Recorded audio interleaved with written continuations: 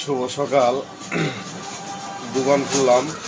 দোকান খোলার পর ঘুম থেকে ওঠার পর দোকান খুলছি। খোলার পর কাস্টমার আসার আগে দোকানে হাজির এনজিওর লোক কিস্তির জন্য।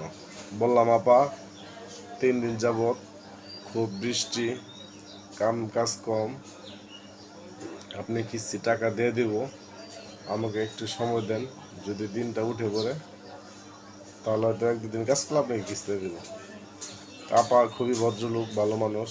বলছে, ঠিক আছে ভাই, আপনি মানুষ, আমি মানুষ, আপনি কষ্ট আমি বুঝতে পারতেছি। ঠিক আছে ভাই, আপনি কাজ করেন। বুধবার দিন আমাদের ছুটি, আপনি মঙ্গলবার দিন কিস্তিটা আমাকে দিয়ে দিন। হ্যাঁ, আপনি কাজ করেন ভাই। আমার ওনার কথা এবং আশা আচরণ শুনে খুবই ভালো লাগলো যে পৃথিবীতে আসলে এখনো ভালো মানুষ আছে। যদি নাই থাকতো ওনার মতো ভদ্র মহিলা আমাকে যখন দোকানে আসলো, বললো, ঠিক আছে ভাই, আপনি কাজ করেন, টেনশন করেন না, আপনি কাজ করে আমাকে মঙ্গলবারের ভিতরে দিয়ে দিয়ে আমি বুধবার দিন চলে যাবো। তো যাই হোক,